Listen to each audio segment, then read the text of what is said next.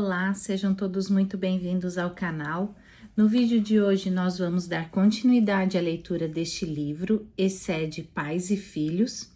E se você ainda não é inscrito no canal, te convido a se inscrever, ativar o sininho de notificações e a curtir esse vídeo, porque assim o YouTube entende que ele é relevante e distribui para ainda mais pessoas. Posso contar com você para a gente conseguir alcançar o maior número de pessoas para Cristo com esse vídeo? Vamos continuar então a leitura? Nós estamos no capítulo 1, Aliança, o fundamento para o ordenamento e desenvolvimento familiar.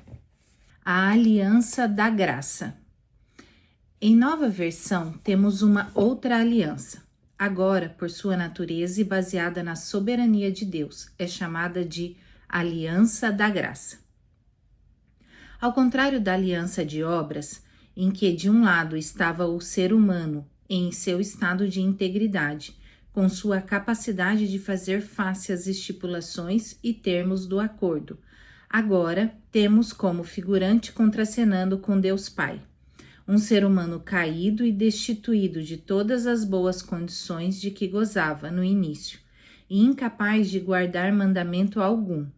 Então, nessas condições, Deus reeditou sua aliança com a humanidade, baseada em seu amor excede. Essa aliança é chamada de Aliança da Graça, pois a despeito da incapacidade humana de cumprir os mandamentos de Deus, este adotou outro expediente, o de perdoar o pecado do seu povo e recebê-lo como seus filhos, pelos méritos de seu Filho Jesus Cristo. O segundo Adão, que nunca conheceu o pecado nem dolo algum. Essa aliança da graça também espera algum desempenho do lado do homem, isto é, que creia em Jesus Cristo como mediador dessa nova aliança e Salvador. Assim, essa aliança é também chamada de Aliança de Redenção. A soberania de Jeová excede é traduzida em amor incondicional, provado na cruz, onde Jesus sofreu e foi morto, o justo pelos injustos. Foi assim que os termos da aliança foram cumpridos. Essa é a aliança de Jeová excede, que é o Deus que faz aliança com seu povo, cumpre suas promessas e o ajuda a cumprir a sua parte. No Novo Testamento, excede significa o amor incondicional de Deus pelo seu povo. Aliança da Trindade. De acordo com a mais acurada teologia, a Aliança da Graça ou Aliança da Redenção se confundem e se definem com um pacto eterno entre Deus Pai e Deus Filho e Deus Espírito Santo, tendo um propósito comum acerca de salvação da humanidade. Essa Santíssima Trindade existe e se expressa em unidade, em essência, em glória, em poder, em objetivos, sempre e permanentemente em plena harmonia. O Deus Pai ama o Deus Filho e o comissiona ao mundo. Confia-lhe os que precisam da salvação. Confere-lhe toda a autoridade, nos céus e na terra.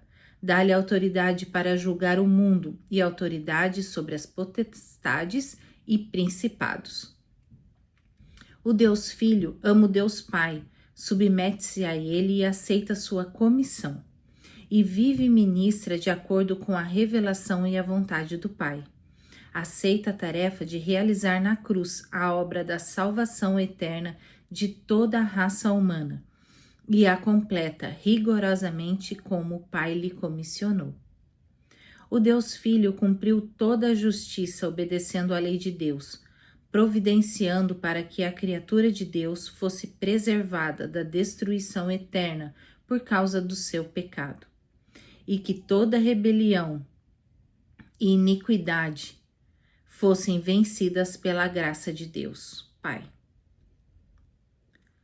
Ao cumprir o eterno plano de salvação, Jesus tornou-se o novo Adão, todo suficiente representante de toda a humanidade, Salvador do mundo, em quem o Deus Pai seria e é glorificado eternamente. O Deus Espírito Santo é a promessa do Pai, enviado no Pentecostes. Coopera com o Pai e com o Filho. Atua como mestre da convicção dos pecados àqueles a quem o Filho salvará. Assim, podemos perceber a aliança entre os três com vistas à salvação da humanidade. Aliança entre os cristãos. Aliança antes de dizer sim. A aliança não é o resultado dos termos de um acordo ou contrato. Pelo contrário, é uma motivação subjetiva que nasce no homem interior, que pode ou não ser reduzida a termos ou estipulações objetivas, isto é, pode ou não ser convertida em palavras. A aliança surge no íntimo da pessoa, a qual passa a ter uma disposição espiritual para dedicar-se à causa ou interesse de alguém. Isso não é uma proposta de contraprestação de gentilezas, lealdade ou serviços. É uma disposição unilateral. Dessa forma, a aliança pode ser vista sobre dois aspectos, o subjetivo e o objetivo. A aliança subjetiva. A aliança subjetiva é aquela que primeiramente surge espontaneamente no coração de alguém. É subjetiva porque é inerente ao sujeito ou à pessoa. Pode também ser chamada de aliança psicológica ou pessoal. Antes da pessoa dizer sim ou traduzir seu anseio em termos de promessas, ela já está motivada a prestar algum tipo de benefício a outrem, seja em atitudes, palavras ou ações. A verdadeira aliança vem de um processo muito parecido com a vida humana. Como nasce uma criança? Para ser breve e simples, uma criança nasce pela conjugação dos elementos concepção, gestação e parto. Assim é a aliança. Primeiro a concebemos, Deus deposita dentro de nós o germe daquela inclinação para a prestação, depois vem o processo da gestação, que corresponde a um período de ponderações, onde pesamos os prós e os contras. E finalmente o nascimento, que é a execução das estipulações do nosso coração, ou seja, o cumprimento da aliança. Após o nascimento de uma criança, qual é uma das primeiras providências dos pais? Registrar seu filho no registro civil. Registrando ou não, o filho é uma pessoa completa. A aliança declarada ou implícita é igualmente perfeita. Quando os pais estão esperando pelo nascimento do filho ou filha, uma preocupação de seus corações é quanto ao nome do nascituro. Os pais cristãos buscam os significados dos nomes, oram, buscam a direção de Deus para darem ao filho o nome compatível com que se aspiram da criança tão esperada e amada. Esse zelo estava desde a eternidade no coração de Deus. Que nome darei a meu filho? Aliança objetiva. A aliança pré-existente ou subjetiva produz o fruto da sua exteriorização. A aliança, uma vez concebida, gera uma decisão, e esta, posta em prática, é o cumprimento da aliança.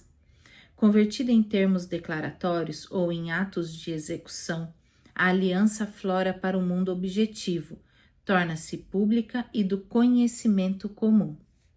A declaração dos termos de uma aliança não a torna mais gravosa ou onerosa, pois tal declaração é fruto do coração de quem declara. A declaração não é para fazer o aliançado obrigado a cumprir uma mera letra, um contrato. É antes uma palavra de afirmação, com o fim de trazer à memória o que está no coração, e por outro lado trazer segurança e conforto para a outra parte, cujos interesses o aliançado está procurando satisfazer. Vamos terminando então aqui a leitura deste livro por hoje. Desejo a todos vocês um abençoado final de semana e até a próxima.